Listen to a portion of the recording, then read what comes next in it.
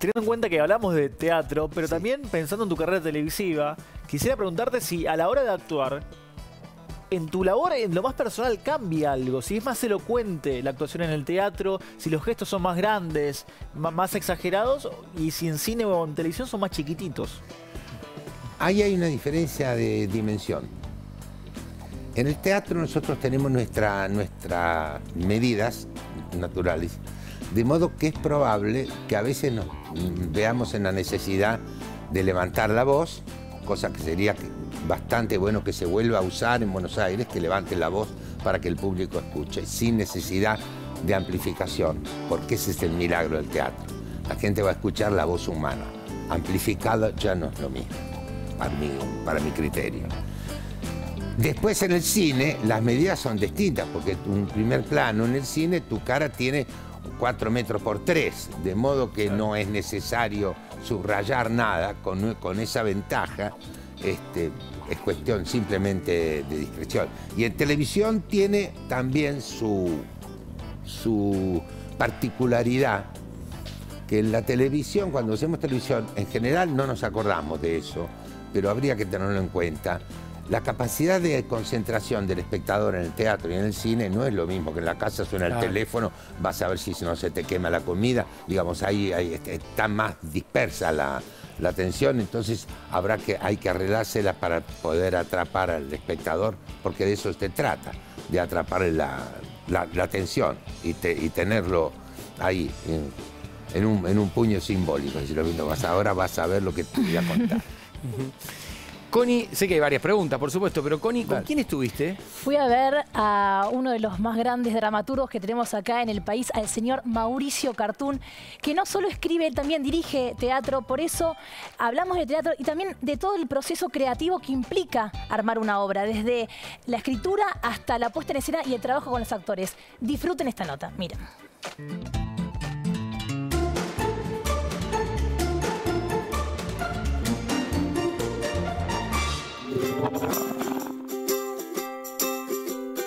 Mauricio, ¿cuándo se empieza a escribir teatro? Hace algo así como 24 siglos, hace 2400 años, que alguien descubrió la posibilidad de hacer poesía con lo más barato, con lo más degradado. La palabra en función coloquial, lo que decimos todos los días cuando hablamos entre nosotros. El teatro, la dramaturgia en realidad, encontró la manera de tomar esas palabras y elevarlas a una categoría poética, transformarlas, distanciarlas y proponerle a la gente la posibilidad de emocionarse a través de eso que escucha todos los días y que en realidad simplemente oye, simplemente lo transforma en un sentido, pero no puede admirarlo ni en su belleza ni en su profundidad. Bueno, eso hace el teatro de hace tanto tiempo. ¿Cómo se narra una obra? Uno debe entender qué es una obra de teatro. Una obra de teatro es un tour a vidas interesantes. En realidad recorres momentos interesantes de vidas interesantes.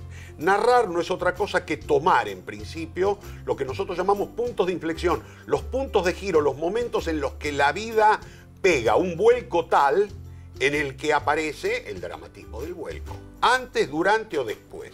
Esos momentos son los momentos que nosotros usamos para narrar. Narrar no es otra cosa que ir encontrando esos puntos y unirlos de manera estratégica en un collar de perlas. Las perlas son estas unidades que termina constituyendo la obra. ¿Y cuándo decís esta obra está terminada? Nunca. Borges decía, publico para sacarme de encima la compulsión de corregir. Un cuadro está terminado cuando lo colgaste de la pared y ya está. El teatro no. El teatro está vivo, cambia en cada función porque el espectador propone otras energías. Entonces ese trabajo del director lo vuelve apasionante porque han pasado 4 temporadas y yo puedo seguir creando. Escribís y dirigís. ¿Cuál fue primero? Escribir. Yo durante 20 años fui un escritor de escritorio. Producía obras y después agarraba esos textos, se los llevaba a algún director o directora. En un momento me di cuenta que ese mecanismo me estaba alejando de algo que a mí me apasionaba, lo otro que me apasionaba, que es el escenario. El escenario es un lugar energético, es un lugar lleno de hormonas, es un lugar lleno de felicidad. El tipo que labura solamente en el escritorio lo pisa un solo día, el día del estreno, cuando va a saludar. Yo empecé a dirigir justamente para eso, para reencontrarme con el lugar de la felicidad. Muchísimas gracias, Mauricio. Gracias a vos. Mauricio Cartún, el dramaturgo más importante de la Argentina, en Todo tiene un porqué. Bueno, ahí estaba, espectacular. ¿Me querías agregar algo de la nota? Sí, dos cositas. Una que tienen que ir a ver, Terrenal, que es una obra que él escribió y que dirigió, que es excelente. Y por otro lado, algo que le pregunté que fue hermoso, y es, yo le preguntaba esto de tomar cosas de la observación de amigos, de familiares, y si alguno se dio cuenta que algún personaje tenía algo de él. Y él me dice, yo puse a toda mi familia arriba del escenario, y me dice que la madre nunca le dijo, esa era yo, por ejemplo. Pero fue con alguna cosa, como que le hizo alguna acotación y él dijo, se dio cuenta. Yo lo que quería saber, Luis, es si te pasó de crear algún personaje. Primero, ¿qué personaje que te haya encantado y cómo fue la creación y si tomaste algo de alguien? Es posible que haya tomado, porque... Por ahí es inconsciente también. Mi trabajo... No, porque además, como nosotros somos el instrumento de nosotros mismos, el instrumento nuestro somos nosotros. Entonces, lo que me enseñaron los maestros es primero que los actores tenemos que interpretar personajes. Tratar de ser personajes que se parezcan más al personaje que a nosotros. Ese es el chiste.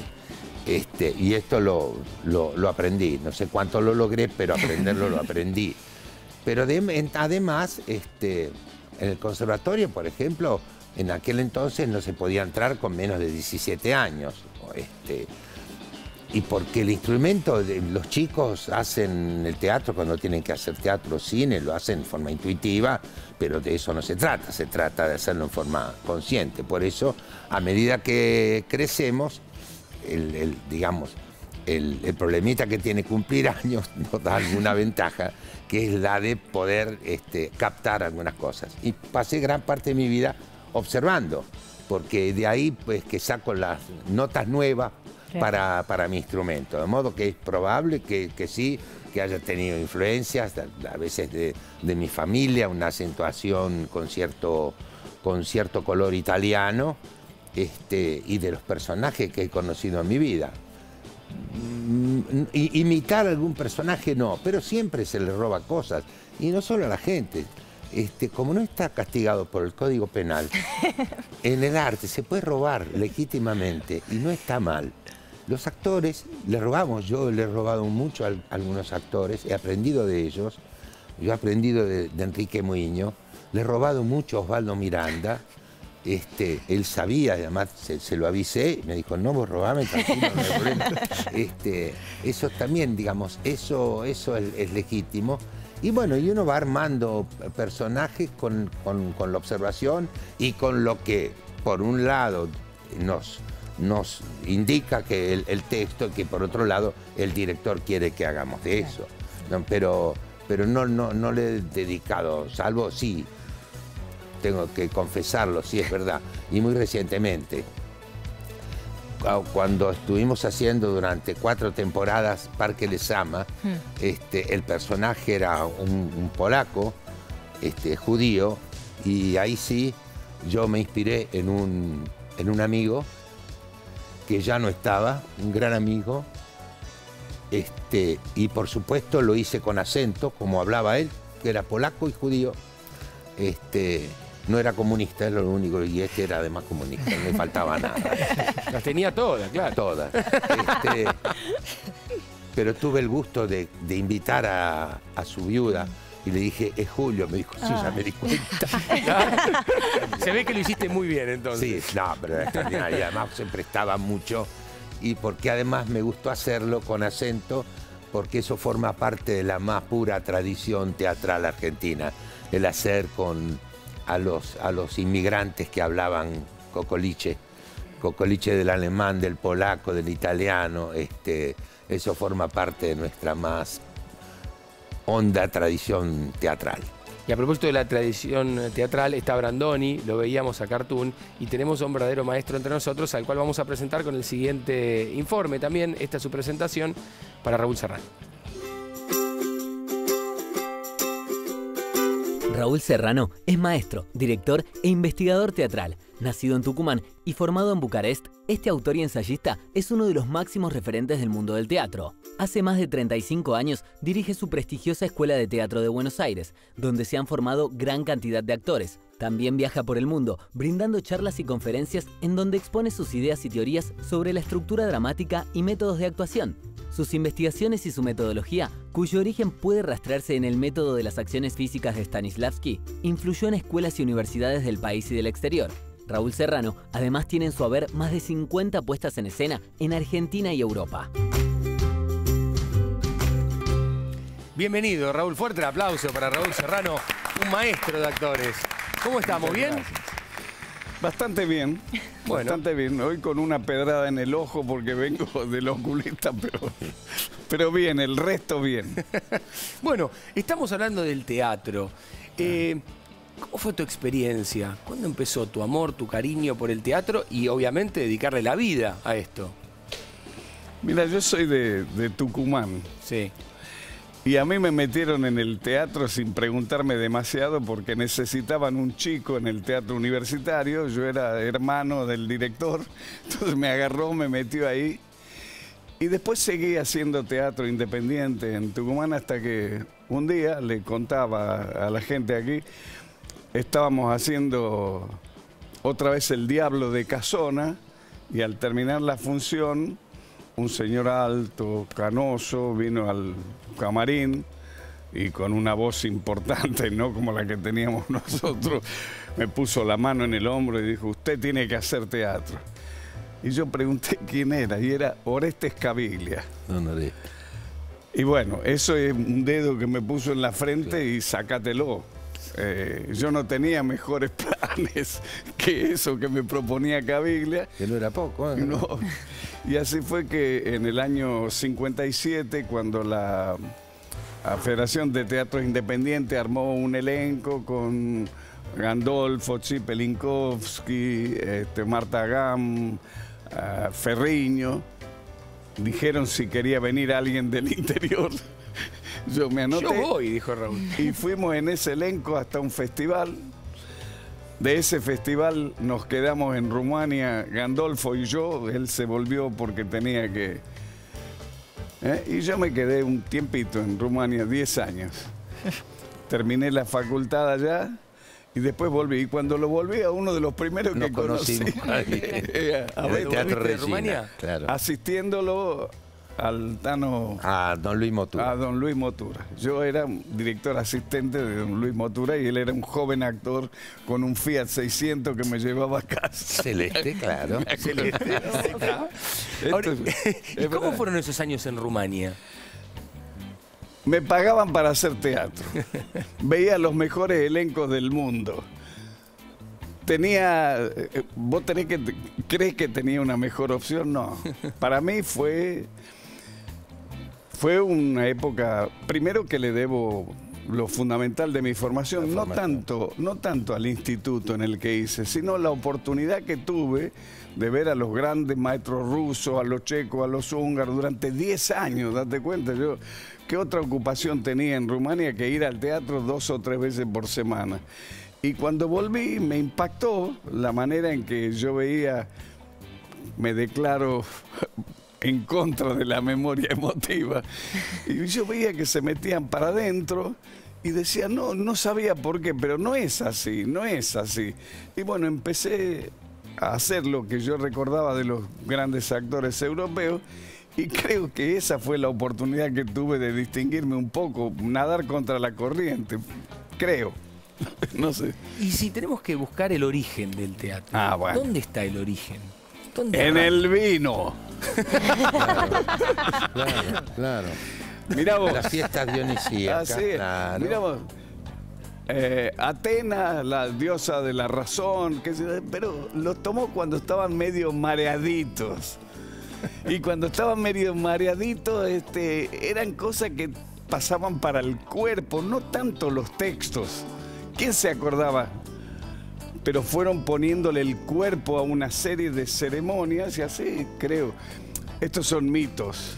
Pero los mitos contienen una parte de verdad. De Claro, verdad. No sí. hay datos históricos concretos, pero yo creo que justamente, mira, el teatro nace, y creo que Beto va a estar de acuerdo, nosotros en la calle tenemos la cabeza arriba del corazón y arriba del resto. En el personaje teatral empieza cuando esto o esto está arriba de la cabeza. Cuando el tipo está desequilibrado, ahí hay teatro. Como decía Cartoon, no hay una obra que se llame José Pérez al que no le pasa nada. A Hamlet ya le mataron el padre, a la madre se la llevaron a la cama, le quitaron el reino, Le pasaba de que, todo, que lo mee un elefante, lo que le faltaba. Es decir, el teatro es el lugar donde nosotros vamos a ver todas las irregularidades, todo lo prohibido. Nos identificamos y después vamos a comer a Pipo. Esa es la virtud. Mira qué definición. Pero esa es la virtud que tiene, porque si nos identificamos y después fuéramos a Casero, a la cama. No, pero don Antonio Cunil Cabanella, que dirigía el conservatorio en aquel entonces, nosotros íbamos encima de ir 4 o 6 veces por semana, íbamos antes a ver si lo encontramos a él en el pasillo. Y decía algunas cosas que nos quedaron grabadas, y una de ellas decía, el ideal del teatro es que la obra no termine cuando baja el telón. Exacto. Y eso es verdad. Quiero contar una anécdota que decía Stanislavski que va en el sentido de lo que dice Beto. Hay 2 maneras de hacer teatro. Baja el telón, la gente aplaude, bravo, bravo, bravo, bravo. Se termina el último telón y dice, che, ¿dónde vamos a comer? Esta es una. Hay otra manera que es, baja el telón, se produce un silencio, al rato empiezan a aplaudir, aplauden, y a las 5 cuadras decís, che, ¿dónde vamos a comer? Ahí está el asunto. Esta es la diferencia. Entre un teatro, como decía Beto, que te gana, que te da placer, que no se adquiere solo por la vista y por el oído. Es empatía física la que te lleva a ese. Te pones en el lugar del conflicto. Por eso, consumir teatro no es lo mismo que leer o ver. No, no. El teatro es una misa laica. Es así. Así es. Prueba de ello, por ejemplo, es lo que le pasa al público. ¿Y sí? El público no habla con los boleteros de cine. Pero van a una boletería de teatro, le preguntan al boletero qué tal, cuánto dura, cómo es. Digo, hay otra cosa. Muy poca gente se viste para ir al cine. Ahora hay mucha gente que se viste para ir al teatro. Y no se aplaude. Eso viene de este Buenos Aires, que vendió 16 millones de entradas en 1916. Cuando, eso? Sí, lo tiene registrado Argentores. ¿16 millones? Sí, porque no había cine, claro. no había radio todavía, ni cine mudo, y la salida para todo el mundo era ir al teatro. Por eso la labor extraordinaria que hizo el sainete, el género chico, de integración de esta ciudad, de este país aluvional, con una inmigración extraordinariamente importante y distinta, y los acercaba a los inmigrantes, porque siempre se encontraban con algún paisano. Siempre había un turco, había un italiano, ¿verdad? Y entonces la gente iba al teatro y vendieron. Esto está registrado en Argentores. Por eso es una ciudad tan teatralera y un país tan teatralero. Buscáis la semilla de los actuales 300 teatros. Buscáis la semilla. Claro. En Argentina hay una gran tradición de teatro. Más allá de lo que significó la colectividad española y la colectividad italiana, que construyeron más del 90% de los teatros de la Argentina. Salas, y la ponían de su bolsillo, no estaba la Unión Europea que lo subvencionaba. Así es. Decía, acá estamos nosotros, vinimos para quedarnos. Tenemos que hacer una pequeña pausa y vamos a seguir disfrutando del talento, de la sabiduría, de las anécdotas que están contando Raúl y Beto. Mándanos tu porqué a porqué@mandarinatv.com, las redes sociales para estar comunicados, Twitter e Instagram, @porqué_tv, Facebook, todo tiene un porqué. Nos vamos con una pregunta, a ver si la saben. De todas maneras, la respuesta a la vuelta es la siguiente. La pregunta en este caso, ¿quién fue el autor de la obra Jettatore? ¿Fue Gregorio de la Ferrer, Florencio Sánchez o Ricardo Alac? Ya venimos.